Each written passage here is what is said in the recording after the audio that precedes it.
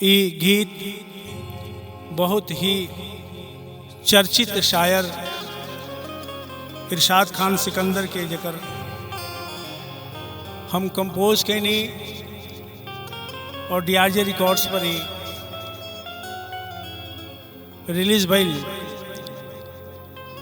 पिछला सप्ताह इरशाद भाई हमने के बीच में ना रहले तो ये गीत हम श्रद्धांजलि के भाव में प्रस्तुत कर रहल बानी।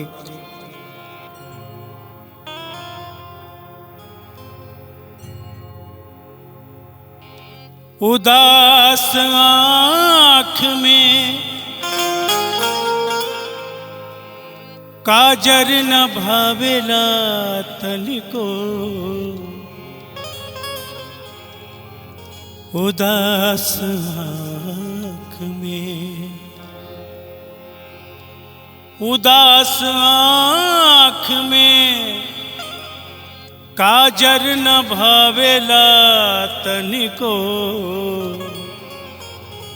कि जैसे पूस में बादर न भावेला तनिको। वो हमके छोड़ के जब से गइल अकेले हो, तभी से चांद छत पे न भावेला तनिको।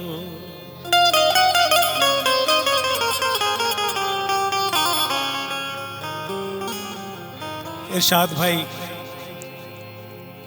आप हमारी यादों में और हमारे दिल में सदा रहेंगे। ख्वाहिश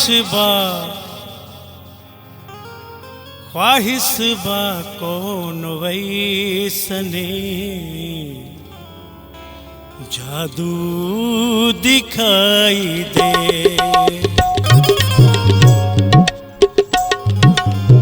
ख्वाहिश बा कौन वैसने, जादू दिखाई दे। हम देखिया ना तो, हम देखिया ना तो बस दिखाई दे। ख्वाहिश बा कौन वैसने, जादू दिखाई दे।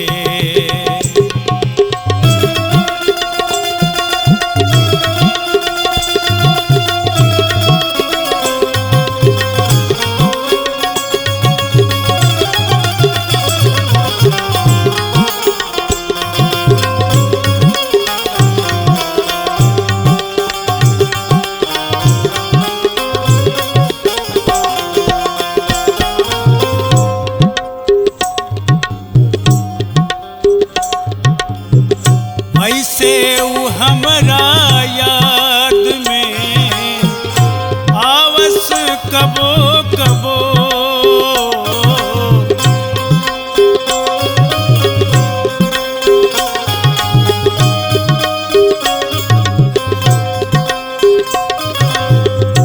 ऐसे उ हमरा याद में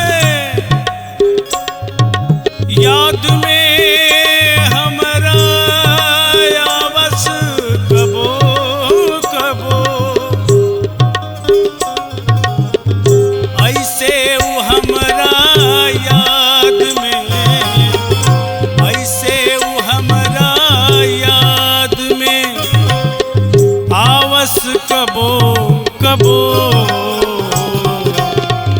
जैसे अनहरिया रात में, जैसे अनहरिया रात में जुनून दिखाई दे। जैसे अनहरिया रात में जुनून दिखाई दे। हम देखिया ना तो, हम देखिया ना तो बस दिखाई दे।